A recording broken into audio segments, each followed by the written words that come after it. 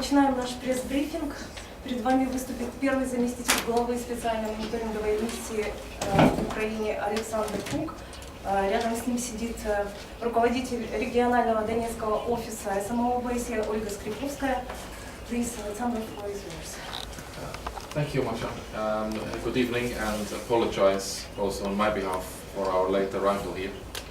Добрый вечер, и еще от моего имени примите мои извинения за то, что мы позже приехали сегодня.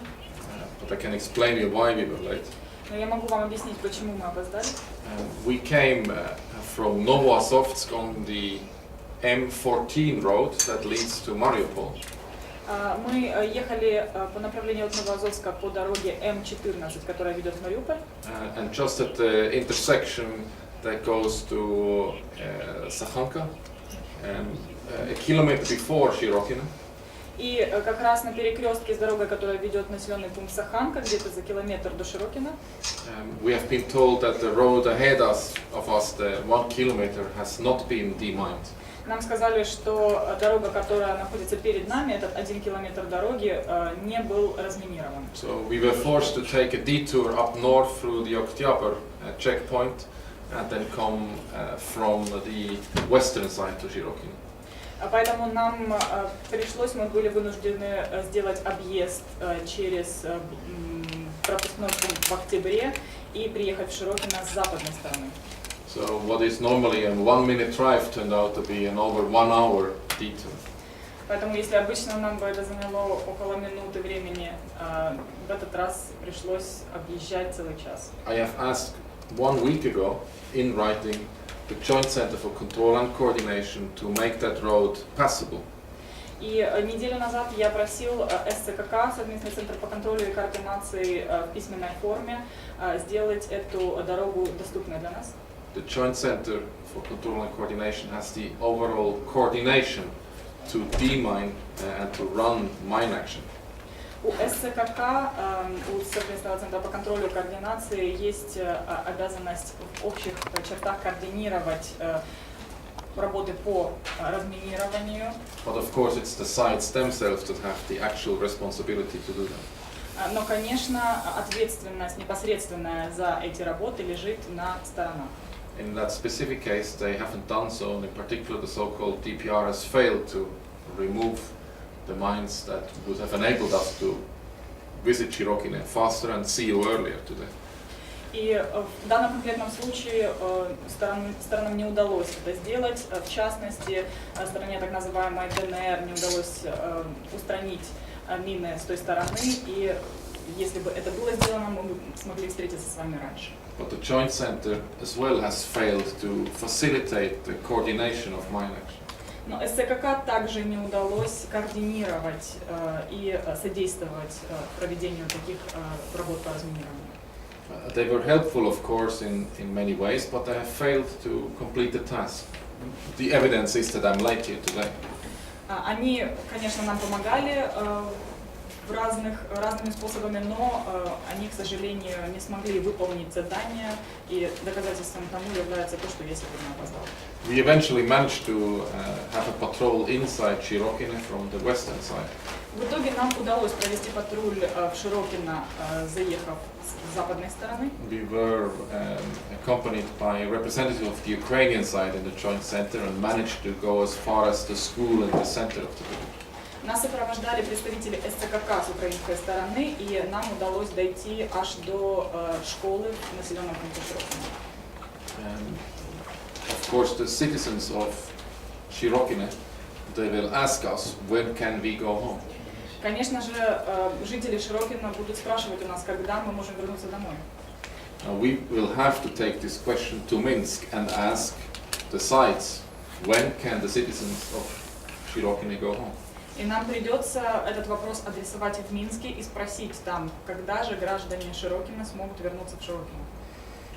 When we have been there, our colleagues told us just before our arrival there had been ceasefire violations. Перед тем, как мы туда приехали, наши коллеги сказали, что прежде там были нарушения режима прекращения огня. And also the night before, yesterday night, which I spent in Donetsk city, heard in the very early morning a long period of rather heavy shellings in the vicinity of the city.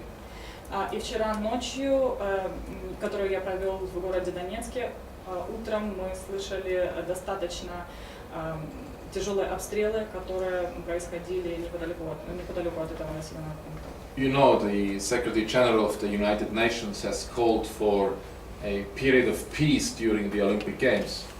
Как вы знаете, генеральный секретарь ООН призвал к периоду мира на протяжении проведения Олимпийских игр. And yesterday in Donetsk city, colleagues were watching the Olympic Games. И вчера в городе Донецке коллеги смотрели Олимпийские игры. And the citizens of Shirokine will be watching the Olympic Games probably tonight, either here or elsewhere where they have found a temporary accommodation. И жители Широкина сегодня или в другой любой день также будут наверняка смотреть Олимпийские игры здесь или в другом месте, где им удалось найти временное место жительства. But what we have seen today, what we have heard today and last night, and what you hear here in Mariupol on a regular basis is anything but the Olympic peace that the UN Secretary General has called for. Но то, что мы вчера слышали ночью и утром, и то, что вы здесь слышите регулярно, это что угодно, но не мир, к которому призывал генеральный секретарь ООН во время Олимпийских игр. And it's certainly also not compliance with the Minsk agreements. И это тем более точно не соблюдение Минских соглашений. And the fact that we have not been able to drive on the M14 is as well a violation of Minsk. И тот факт, что нам не удалось проехать по трассе М14, также является нарушением Минских соглашений. How can the mission provide objective information and verify the facts if it has no access? Каким образом миссия может предоставлять объективную информацию и подтверждать какие-либо факты, если у нас нет доступа? It's simply impossible. Это просто невозможно. It is very important that the team that works here in Mariupol, under the guidance of Olga, who is here with us today, has unimpeded, unfettered access to all areas. Очень важно, чтобы команда, которая работает здесь под руководством Ольги, которая сидит рядом со мной, получила беспрекословный, беспрепятственный доступ к своей работе. If we have no access, we cannot monitor. Если у нас не будет доступа, мы не можем наблюдать. And if we can't monitor, we can't verify. А если мы не можем наблюдать, мы не можем подтверждать. And without verification, there will be very little trust building between the sides. А без подтверждения фактов будет очень мало установления доверия между двумя сторонами. And without that trust, it's very difficult, if not impossible, to come back to a normal situation. А без этого доверия будет очень сложно, если не невозможно, прийти к нормализации ситуации. Now the mission's task is to document whether the sides do what they have agreed to do with their signature in the Minsk agreements. Заданием миссии является документировать, выполняют ли стороны то, с чем они согласились, подписав Минские соглашения. And it is up to the sides to demonstrate that they do what they have said they will do. И заданием сторон является демонстрировать то, что они выполняют те обязательства, о которых они сказали. And one specific problem all along the contact line, also in your closer neighborhood here, is the fact that the sites are far too close to each other. Особой проблемой по всей линии соприкосновения, но в частности и в зоне вокруг Мариуполя является то, что стороны находятся слишком близко друг к другу. And what needs to happen now, immediately, is the sides agree to separate from each other. И что сейчас необходимо сделать немедленно, это чтобы стороны согласились отойти друг от друга. But it's important that they agree to it. Но очень важно, чтобы они согласились это сделать. Unilateral actions will not work. Потому что односторонние действия не сработают. If one side unilaterally moves away, there is a risk and there is a very great uncertainty whether or not the other side moves in to where the other side has just moved out. Потому что если одна сторона в одностороннем порядке отойдет назад, существует большой риск займет ли другая сторона то место, с которого только что одна сторона отошла. Therefore, there needs to be an agreement. Следовательно, необходимо прийти к соглашению. And we would support such agreements И мы будем поддерживать такие соглашения by providing the facts as to whether the sides do what they will have agreed. Посредством предоставления фактов, делают ли стороны, выполняют ли стороны то, к чему они пришли в своих соглашениях. Which will help to remove uncertainty and distrust. И это поможет устранить в данном случае недоверие. But this will only work if we have access. Но это будет только работать, если у нас будет доступ. Now the sides, both sides, the Ukrainian armed forces and the so-called DPR say, you know, your patrol can go until here, but after that the road is mined. Ну вот вы знаете, обе стороны, как сторона украинских вооруженных сил, так и сторона так называемых ДНР, говорят, вот вы можете, ваш патруль может ехать до этого места, а дальше дорога заминирована. We of course are grateful that they warn us of potential or alleged risks, not to be misunderstood. Мы, конечно, чтобы снять все недопонимание, благодарны сторонам за то, что они предупреждают нас о возможных рисках. But it's their obligation to remove those mines. Но их обязанностью является устранять эти мины. The representative of Ukraine, the representative of the Russian Federation, Mr. Sakarchenko and Mr. Plotnitsky have signed that they will remove those mines. Представитель Украины, представитель Российской Федерации, господин Захарченко и господин Плотницкий поставили свои подписи под тем, что они устранят эти мины. Article 6 of the Memorandum of September 2014 says exactly that. Статья 6 меморандума, который был принят в сентябре 2014 года, именно об этом и говорит. We accept mine action is not a quick fix, but it has to start. И мы принимаем тот факт, что разминирование не может происходить очень быстро, но это должно случиться. No new agreement is needed. И новых никаких соглашений для этого не требуется. Neither is an agreement needed for our freedom of movement. И ровно так же, как и не требуется никакого соглашения для нашей свободы передвижения. The separation of the forces that I've mentioned before Разведение сторон, о котором я говорил раньше, will only be possible, of course, if there is an agreement, but if in addition to that, the sides have withdrawn their heavy weapons in the rear of those small disengagement zones. Будет возможным, опять же, как я говорил, только если стороны согласятся с этим, также включая тот факт, если стороны разведут тяжелое вооружение в тыловые части маленьких вот этих зон разведения. We have in the past week seen once again heavy weapons in the security zone that shouldn't be there. За последнюю неделю мы опять же видели тяжелое вооружение в пределах зоны безопасности, где это вооружение находиться не должно. Including multiple launch rocket systems on both sides of the contact line. Включая системы залпового огня с обеих сторон линии соприкосновения.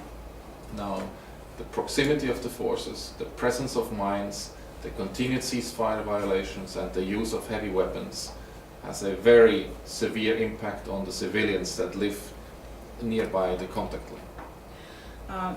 Близкость сторон друг к другу, наличие мин, постоянное нарушение режима прекращения огня и использование тяжелого вооружения очень сильно влияют на гражданское население, которое проживает в этой зоне. The civilians take the brunt of the conflict on their own shoulders. They suffer most from this. Гражданское население на своих плечах переносит большинство проблем от этого конфликта. Они больше всего страдают. Because the sides are so close to each other. Из-за того, что стороны находятся так близко друг к другу. And because most of these fights and hotspots are actually at the border or actually within built-up areas. Из-за того, что большинство боестолкновений происходят либо на границе или внутри застроек.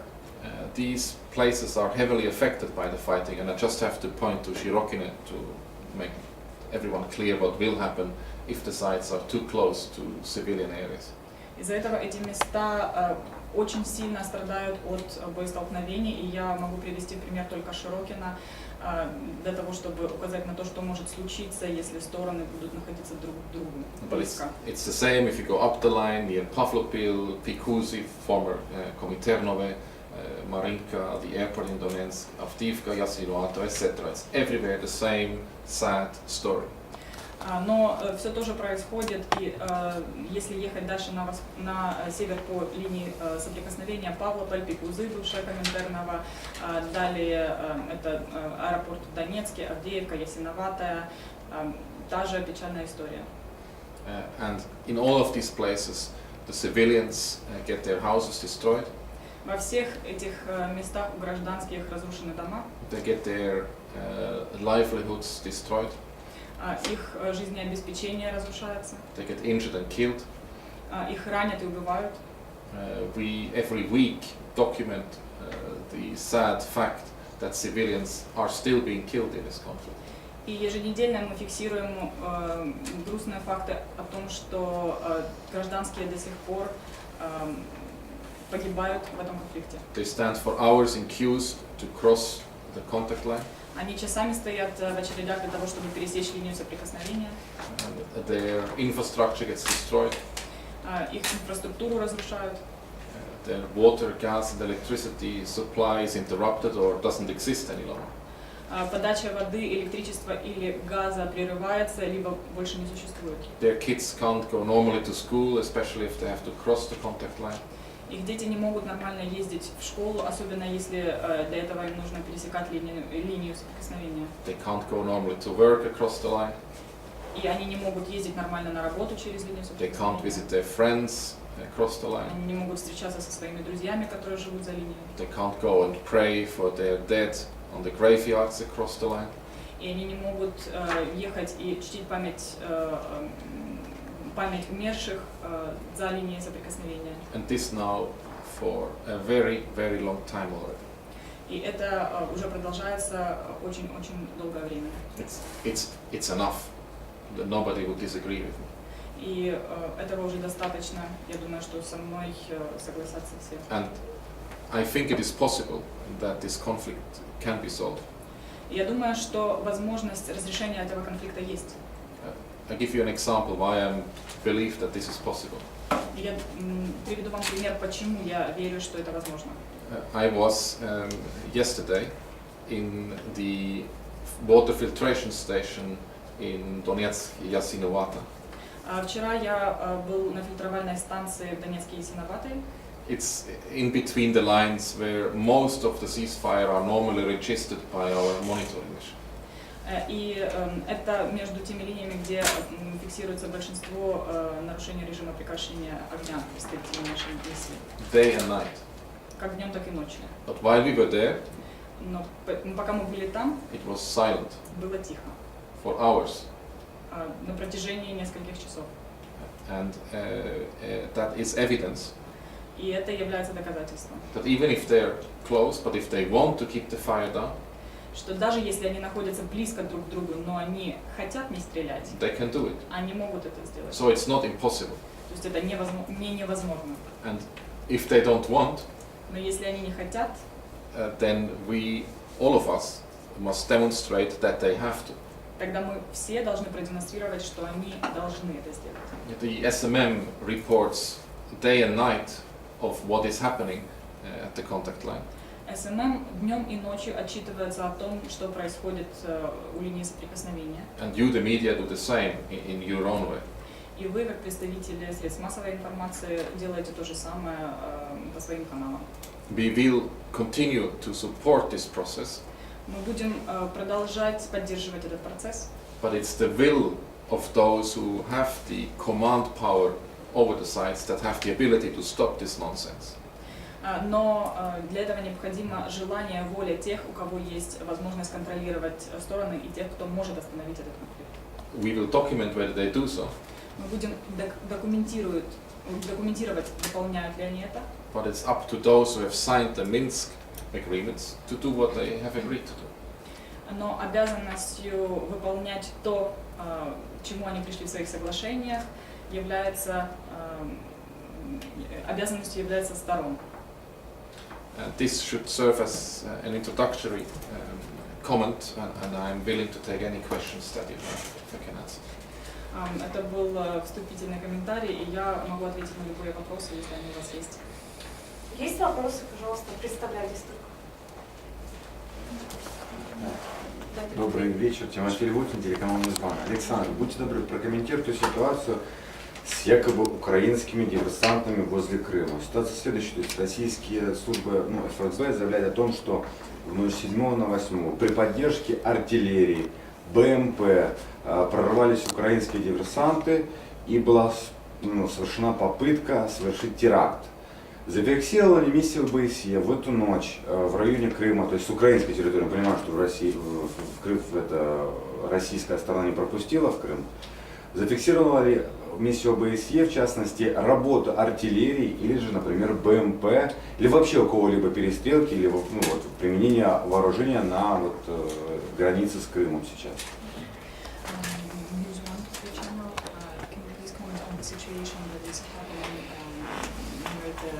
Border with Crimea, border with Crimea, about Ukrainian subversive groups entering the territory of the peninsula, because the Russian FSB service are saying that from the 7th to the 8th during the night, the Ukrainian subversive group under the support of artillery and BMPs entered the peninsula.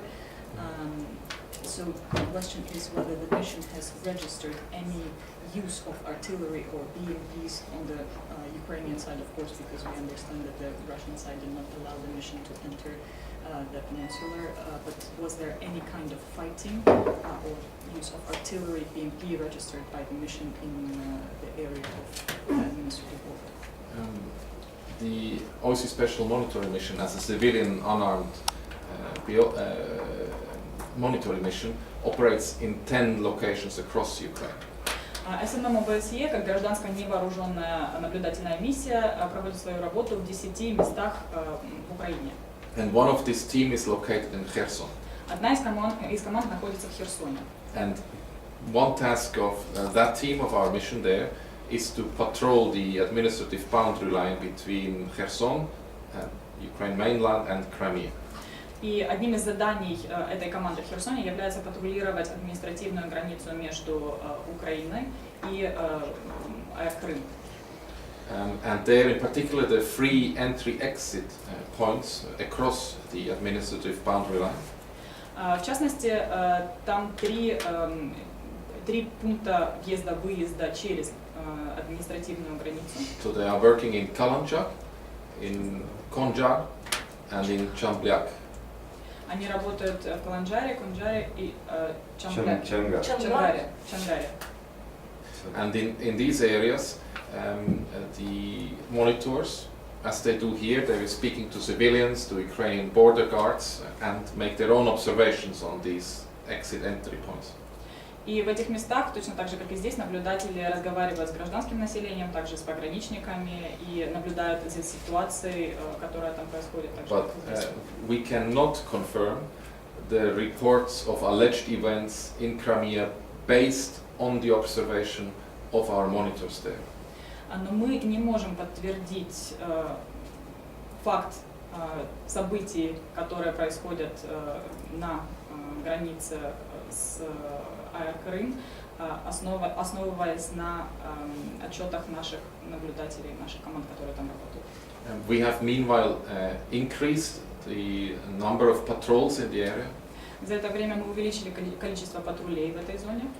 And all the results of our patrols there can be found in our daily reports on our website. И все результаты этих патрулей вы можете найти в наших отчетах на нашем веб-сайте. So I invite all of you to look at our website. You will find there a paragraph these days on the findings of our patrols on these free entry-exit crossing points.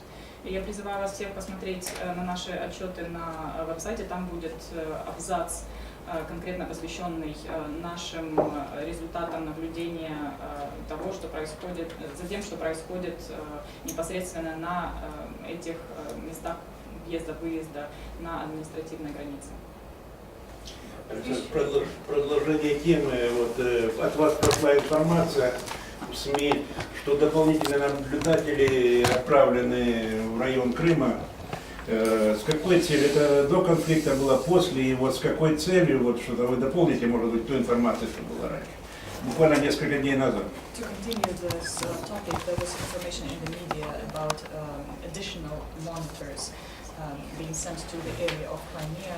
Can you comment on this? Did this happen before this local conflict, or to react to this local conflict? Can you expand on this, please? Yeah. We always had a team in Kherson. У нас всегда была команда в Херсоне. Since the 21st of March 2014. С 21 марта 2014 года. And that team has always been patrolling on the Kherson side along the administrative boundary line.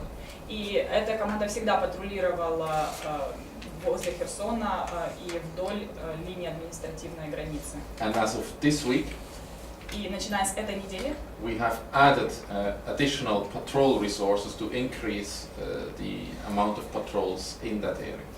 Мы добавили ресурсы для патрулирования для того, чтобы увеличить количество патрулей в этой зоне. Just to be clear, this is on the mainland Ukraine, on the northern side of the administrative boundary. И чтобы было понятно, это со стороны украинской, на материковой части. On the mainland and on the northern side. На материковой части с северной стороны от административной границы с Крымом. Ясно. И по 3 камерам видеонаблюдения тоже от вас прошла информация. Я, да, понимаю, как Донецкий аэропорт там установили, Широкино, еще где-то в районе Мариуполя. Почему именно здесь потребовалось вот как-то немножко расширить информацию? Недавно опять буквально. Can you please also expand on the information regarding 3 cameras? I know that there are cameras in the area of Donetsk airport in Shirokino, and there was also information about the 3rd camera in the vicinity of Mariupol.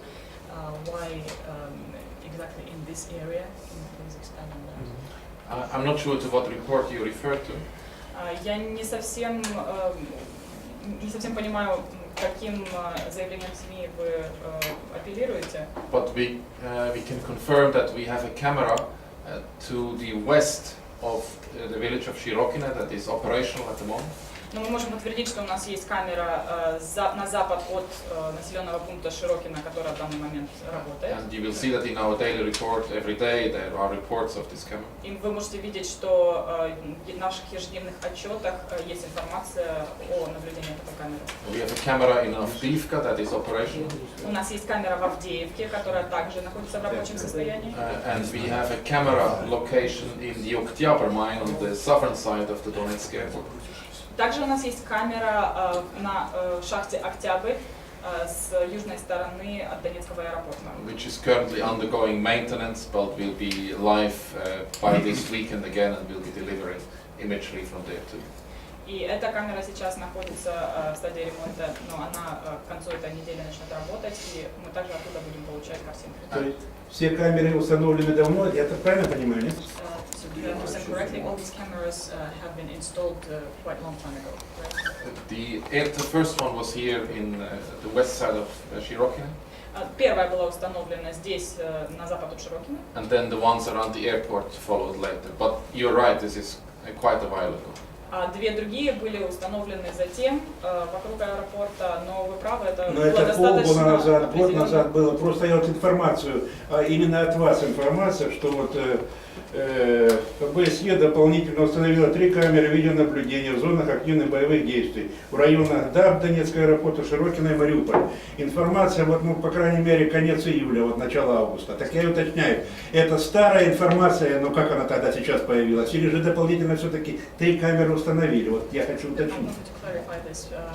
Because I had some information that OBSЄ, from one of your statements, that OBSЄ has installed the cameras in the area of Donetsk airport, Shirokino and Mariupol in the areas of heavy fighting. That's why I wanted to clarify whether this was a long time ago, because this report is sometime from this month. I can confirm that we have one to the west of Shirokino and around the airport. No other cameras are yet in place. Я могу подтвердить, что у нас есть одна камера на запад от Широкино, и вокруг самого аэропорта пока что нет камер. If we mount other cameras and if we have plans for those, we will make that public. Our cameras are not a secret. Если у нас будут установлены новые камеры или если у нас будут планы по установке новых камер, мы об этом проинформируем, потому что наши камеры не являются То есть в секретными. июле, в августе не устанавливали? So there were no cameras placed in July or August. No new ones. Нет, новых нет. Есть вопросы не по камерам? Не по камерам вопрос. Давайте Ну, Здесь телеканал Сигма. Скажите, пожалуйста, вы сказали, что во время вашего патрулирования было замечено тяжелое вооружение по обе стороны соприкосновения. Речь идет о вооружении, запрещенном Минскими договоренностями. Это первый вопрос. И второй вопрос. Насколько часто случаются обстрелы во время вашего патрулирования и кто первый начинает стрелять? Чья сторона? In the course of your patrolling, you have noticed heavy weaponry on both sides of the contact line. So the first question is this weaponry banned by the Minsk agreement?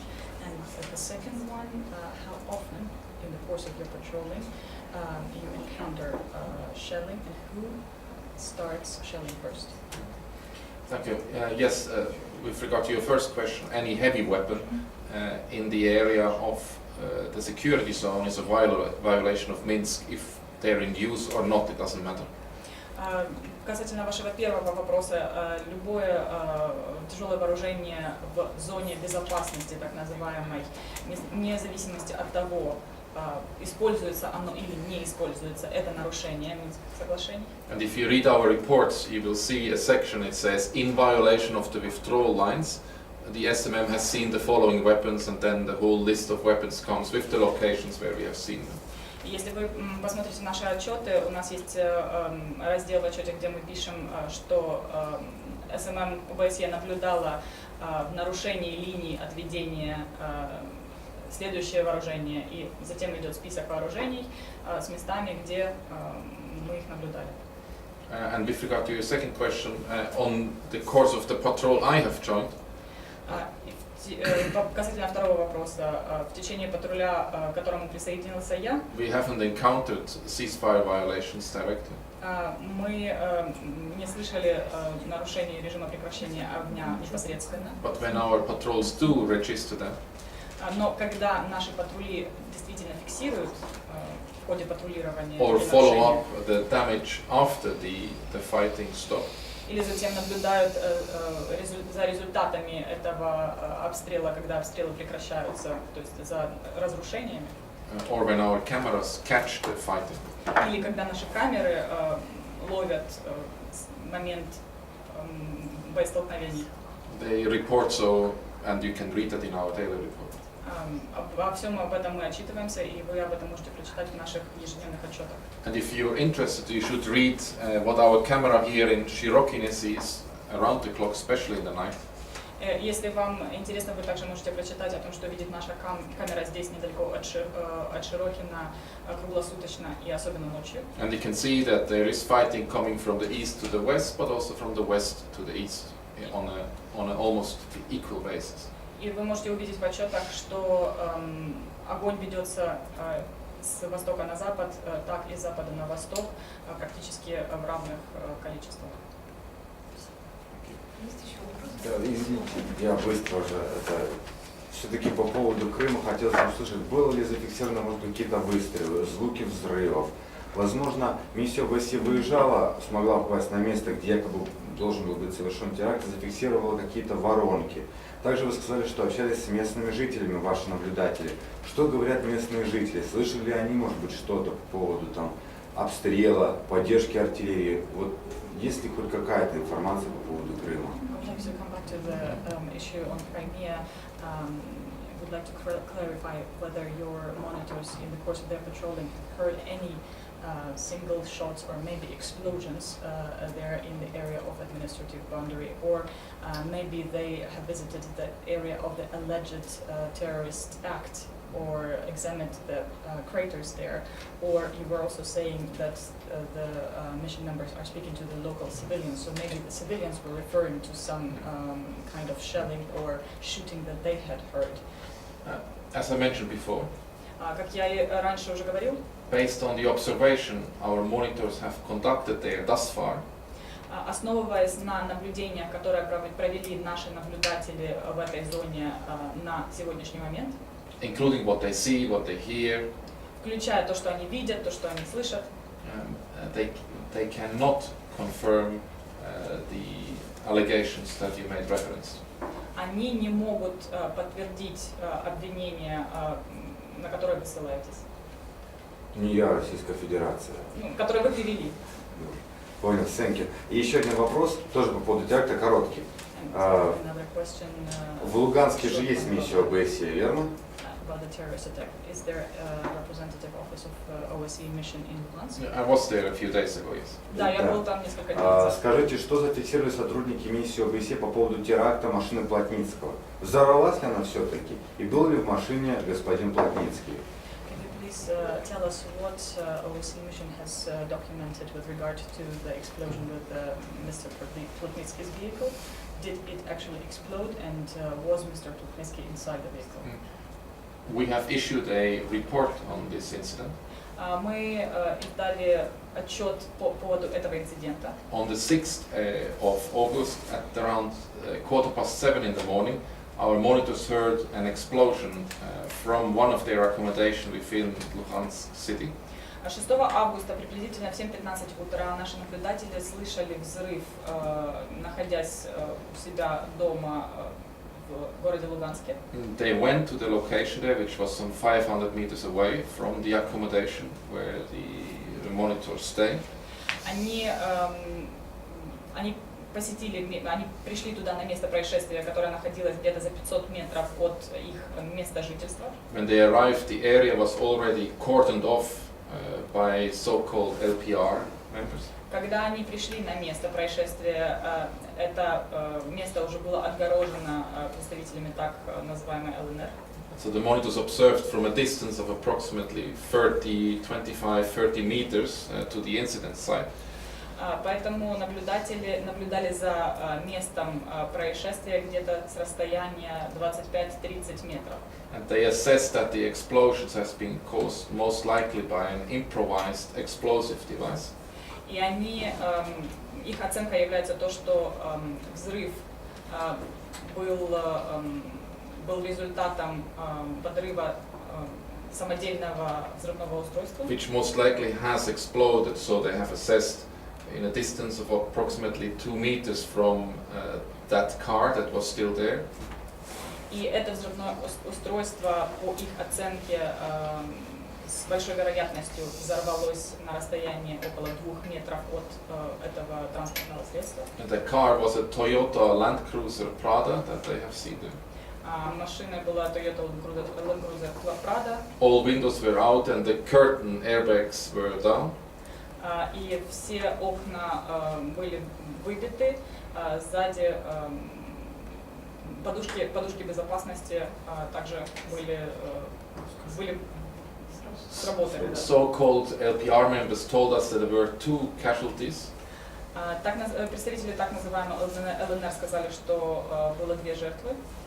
Without giving further details. Не предоставляя других деталей. We have called Mr. Deniego. Мы звонили господину Денего. Владислав Денего. Владислав Денего. He is a LPR member. Это представитель так называемой ДНР. He is also representing them in the Minsk talks. Он также представляет ЛНР в минских переговорах. And he told us, and I quote, Он сказал, цитирую, he is in a bad condition, он в Mr. плохом, Plotnitsky, господин Плотницкий находится в плохом состоянии and cannot receive visitors. и не может принимать посетителей. So this is the facts that we have seen. Это факты, которые мы видели. We've also called the hospitals, Мы также звонили в больницы, but no one wanted to talk to us. но никто не хотел с нами разговаривать. If we have any further information, Если у нас будет более подробная we will информация, report that as well. мы об этом также отчитаемся. And all what I have explained to you is publicly available. You can read it there again on our website. И все то, что я вам только что объяснил, доступно всем, вы можете это прочитать на нашем сайте. My colleague will guide you to the website if you need. Моя коллега, если потребуется, даст нам ссылку на сайт. То есть я больше хотел все-таки от вас тоже слышать. Thank you very much. I just wanted to hear it from you. Позвольте еще вопрос один, последний уже вопрос по поводу целесообразности введения военной миссии ОБСЄ в Донбасс. Киев настаивает на этом, ЛДНР против, Кремль против. Ваше мнение, так сказать, вот с вашей стороны, целесообразность?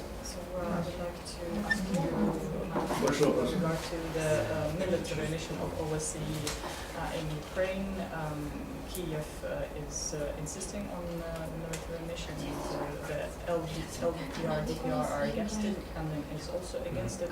I would ask for your opinion on this issue. Well, I'm not sure again to what report you referred to. I've never heard of a military OSCE mission. Опять же, я не уверен, на что вы ссылаетесь, потому что я никогда не слышал о военной миссии ОБСЕ. But what you maybe refer to are the speculations about a Вооруженная миссия, armed police mission. Yes. Вооруженная миссия, извиняюсь. О чем вы, что вы имеете в виду? Это наверняка спекуляция о вооруженной полицейской миссии ОБСЕ. Okay. Yes, there I can tell you that this is not something that the OSCE Special Monitoring Mission can decide or even plan. И здесь я вам могу сказать, что это не что-то, по поводу чего специальная мониторинговая миссия ОБСЕ может принимать какие-то решения или планировать.